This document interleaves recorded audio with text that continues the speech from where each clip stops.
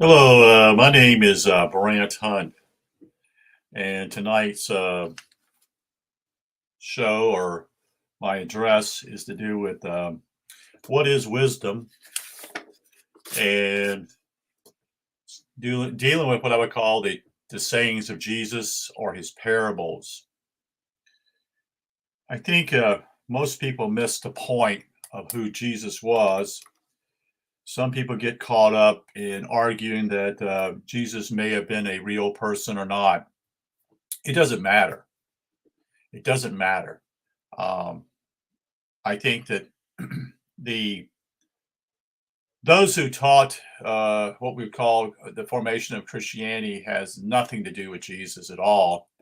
It's a created Jesus um, to present a Jesus that was God man. That is, he was God and he was man. And he also emphasizes that Jesus was a savior to his people, so to speak, which I would actually disagree. Jesus was an example. And the reason why I say that, I think he's an example to mankind and what he can do. And that puts the responsibility on you and me, you see. You see, there's the whole idea here as I'm speaking of, there are everybody's on a different path, so to speak. Okay. So there are young souls here, and there are older souls, and they're what I would call souls that have just arrived and they don't understand what's going on. And so that's the reason why you have to offer grace to others because they don't know any better. And so what we're seeing right now occurring in this time period is what I would say simply is uh, the the great harvest, you would call it, maybe the do with moving from a 3D world to a 5D world. And it's an opportunity for those who are the older souls to possibly go to that particular world, or there's a possibility that they may come back here again and again in reincarnation and to offer help to those that are younger souls. So when Jesus did his thing here, um, he is the example of what we can be. And most of his parables are not, I don't think people understand them completely. I think it's all based upon what I would call ask, seek, and knock. You see, there's a higher power or a creator or a source. I don't use the word God because it simply leads right into Christianity, and I'm not interested in Christianity. Christianity itself is a diversion of truth. It's not the truth. It's not the truth at all. And so we are here. Some of us have been here many, many times. Some of us are new to this, and many are unaware of what really is going on. And part of that is that they just don't know any better, you see. And so you have to give grace to those people. You have to understand where they're at. Part of me is that that's a struggle for me because I tend to want to say this, you want to blame others, but but in reality, simply is they don't know any better. You see, and so what transpires is simply is what his parables are all about. One of the things he talks about is ask, seek, and knock. Well, that's a kind of pinpoint type of deal. That is, you ask and you seek and you knock, and so this is a persistence. It's being perseverance to it. You are asking and seeking and knocking, and the only way that happens simply is that you try to follow what is the right thing. That you don't do harm to other people. You don't seek to do these things to them. And if they try to hurt you, you either try to not to cause any harm, or eventually, if there is a enormous threat, then you will have to protect yourself. You see, so it's not just simply what some people would say is just slapping oneself on the cheek and the other way type of thing and giving in. So let's look at what um, he speaks of. He says, well, it's a way of testing you. In fact, what you're here for in a lot of ways is a test. Many of us probably in our way before we got here said, "Yeah, I love to come here and show you what what I can really do. I know I can follow this. I know I can do this." And you finally, when you enter this particular realm, you find out that that's not the case. You spoke too soon and were too proud of yourself, and you said, "I can love people," and when reality simply is maybe you struggle with that because you struggle even to love yourself. You see. So with this whole idea simply is that, for example, let's go to the example of the light, the so to speak, what we call the light that once you're walking, you have a light. And as long as you persevere, as long as you move forward, that light gives light for you to move one step forward. And it's a sense of basically that's how wisdom comes or knowledge is given to you. It's not, it doesn't fall from the sky. It's not some prayer that you do and ask God to give me this type of thing. It's idea simply is that you're seeking something and you're persistent at it, and you want to know truth. And sometimes that comes from others here. Sometimes it doesn't come from here. And so what transpires here is simply is that with this is that it's just an example of that simply is that you're walking a path, and if you don't move forward, you don't progress. You don't progress at all. Another example simply is that the lady who lost her coin, that was all she had, and it was valuable to her. You see, and she was persistent in looking for that because she had lost it. And part of that could be simply is to deal with our essence, who we are. When we first come here as children, we can parents can look at their eyes of the child and know that simply that child is innocent, unless they deny it. See, and that child is in essence is in contact with everything in that moment. So they're there and observing. So they're there in the moment. Something that we, as we get older, lose that. So this, I would call that the fall. That you fell, you forgot who you were. You see, that's the fall. It's has nothing to do with Adam and Eve. You see, it has to do with you that you fell. You lost your essence. You lost your innocence. You lost who you really were. You lost what we would call being in the moment. You see, being there at that moment, not in some other another thing in your own mind. You see, there's only one thing to do. You see, when you're a child, you are what I call looking and observing and following whatever, and you are delighted to be in this world. You are delighted to be here.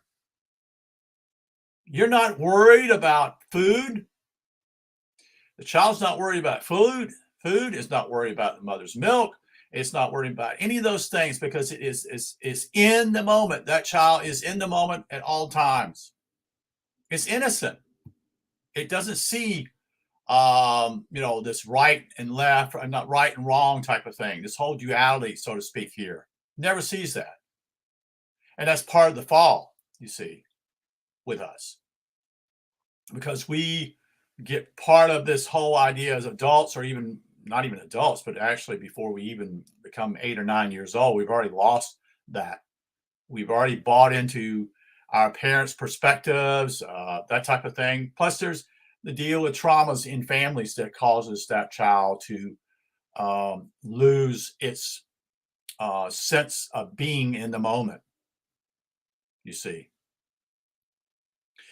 And so what happens simply is from then on, you're on a quest You are actually seeking to find yourself, your true self that you lost.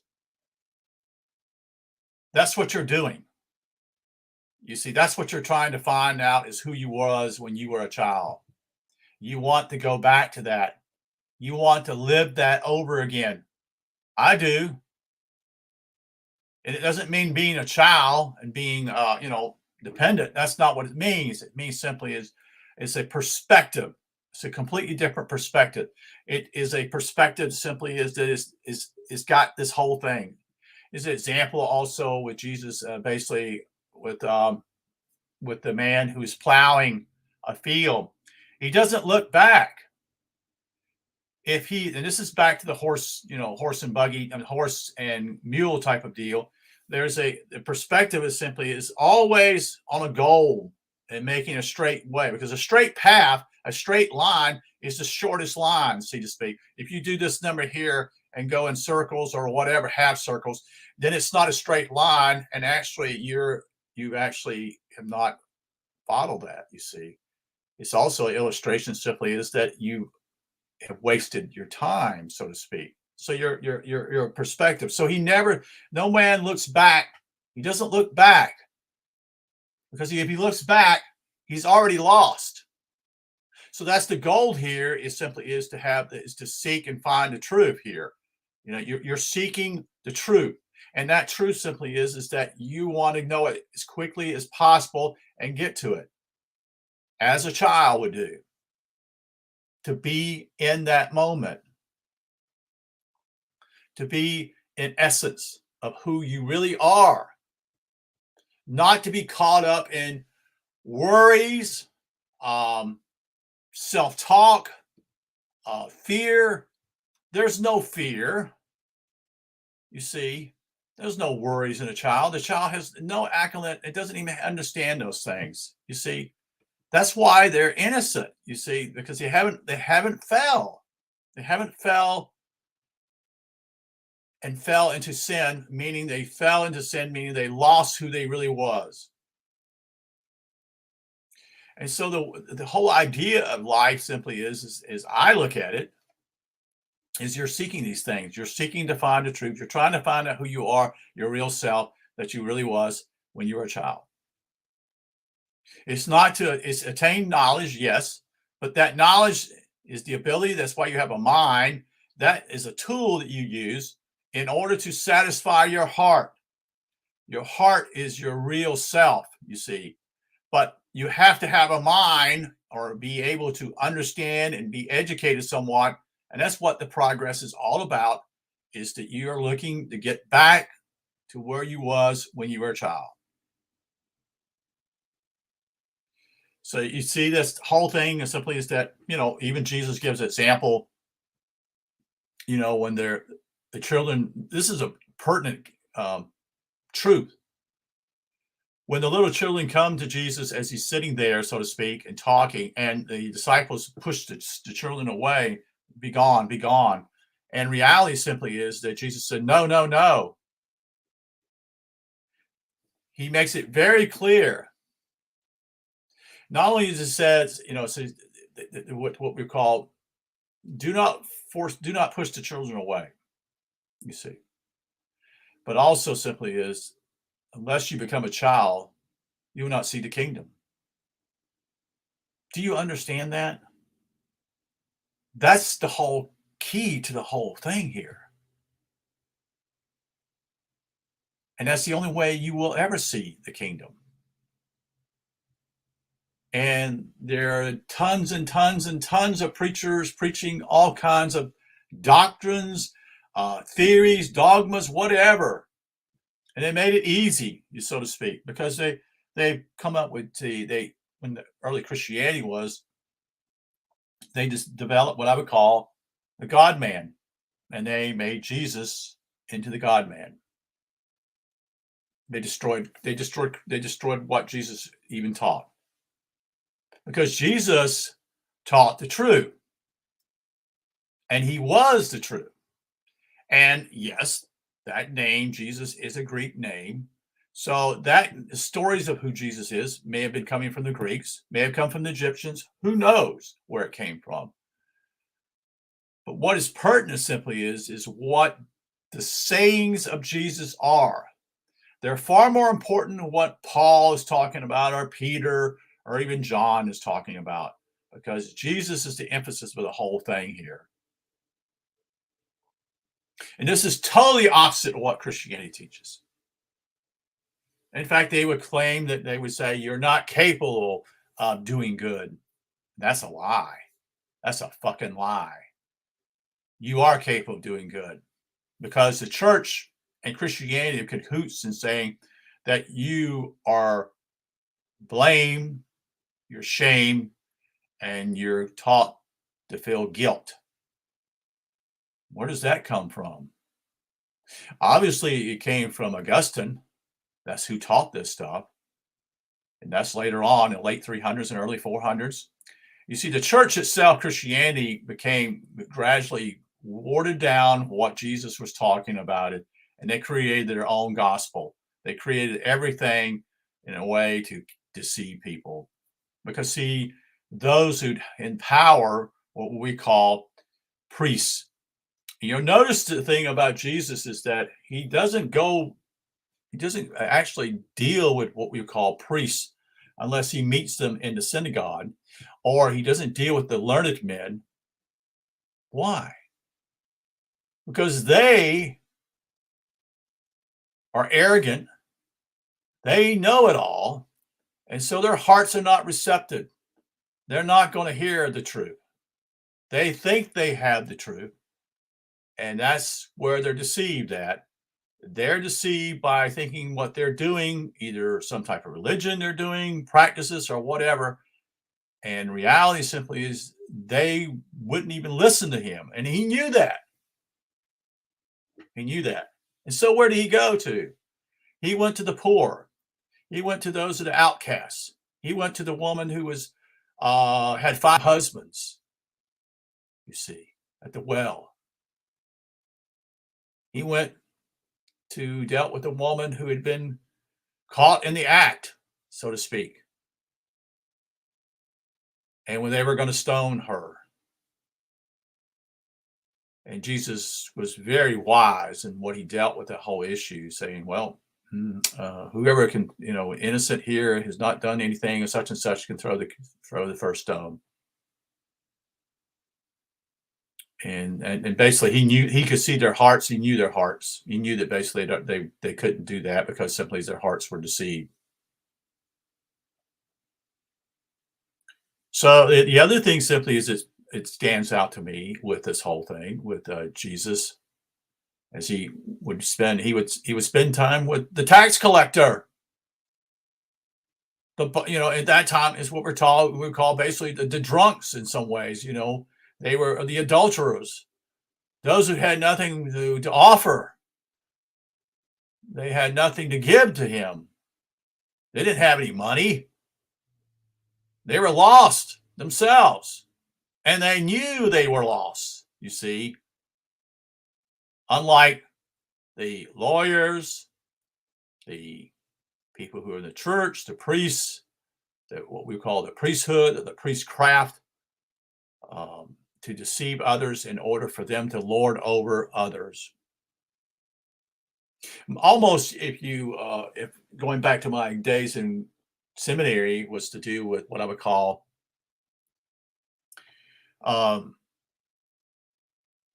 you're taught what the church, your particular denomination believes. No one questions that. No one offers to say, hey, wait a minute here.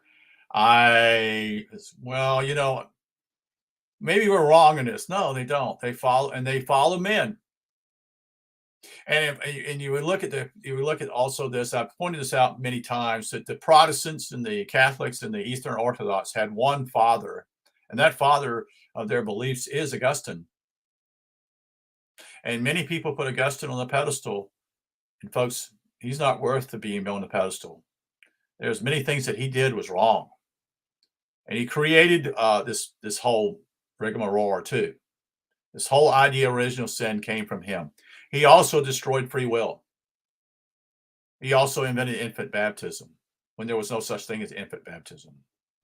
It's all part, if you understand it, is the infant baptism was a way of getting children into the church that would eventually be part of the church state powerhouse, so to the power that there would be taxpayers to the not only to the helping the church but also the government. A very sly move. And then those that didn't go along with Augustine, he's the one who come up with the idea simply is that you're not worthy. And so if that is true, then you're a infidel, a pagan, then you're not worth anything. You're worthy of death. So he made himself God in a way to quote unquote to judge others and destroy them. The idea of all this whole idea that simply was where the Roman armies would go in and destroy and kill people. And do you believe in the sign such and such of this the cross, da da da, and he died for you, whatever they said, or else or cut you in the neck or hang you or whatever it is, burn you.